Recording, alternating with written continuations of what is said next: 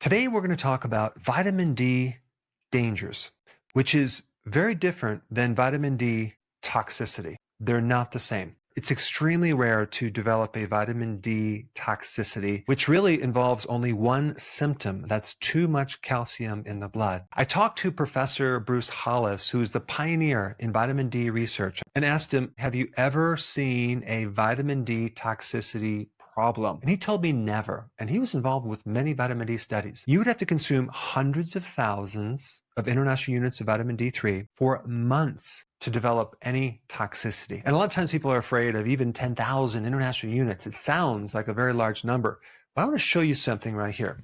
See this book right here? This book is called The Pharmacological Basis of Therapeutics. And I want to read something on page 1687. The maintenance dose usually ranges between 50,000 and 250,000 units daily. A few years later, if you look at the textbooks, it's down to between 400 and 600 IUs. Maybe it just worked too well and they had to take it out. I have no idea. In order for vitamin D to work, it's dependent on magnesium. If you have a magnesium deficiency and you take a lot of vitamin D, you are going to exaggerate that deficiency because the more vitamin D you take, the more magnesium you need. Both of them synergistically work together. Even if we think about the main problem with vitamin D toxicity, which is too much calcium in the blood, take a look at this research paper right here. Magnesium prevents vascular calcification. Magnesium is a natural calcium channel blocker. Too much calcium can cause clots. And guess what? Magnesium helps to control that process. Number two, zinc. The vitamin D receptor is dependent on zinc. When you start taking vitamin D and you're slightly zinc deficient, that deficiency can be exaggerated because the requirement of zinc goes up when you take more vitamin D3. What are the symptoms of a zinc deficiency? Your taste is not quite right, or your smell. You may get acne or flaky skin, or even lower amounts of testosterone because zinc is needed to build up testosterone. Vitamin K2, this is another one you should take. What does vitamin K2 do? Helps to prevent the buildup of calcium. The other function is to drive this calcium into the bone and the teeth. The last nutrient cofactor for vitamin D3 is vitamin A. I'm talking about the active form of vitamin A called retinol. The receptors for vitamin A actually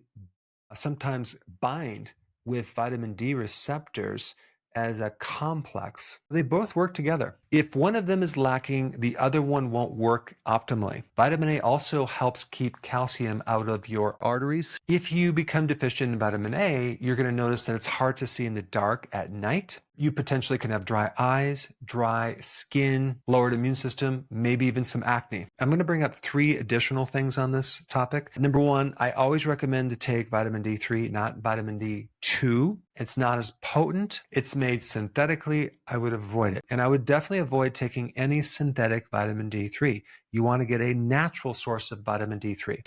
And lastly, many manufacturers, when they make their vitamin D, have hidden maltodextrin, or they might put in glucose syrup. They put this starch as a filler. They use it because it's a very cheap ingredient, and most companies that sell vitamin D3 use these fillers. There's a very simple way you can test this.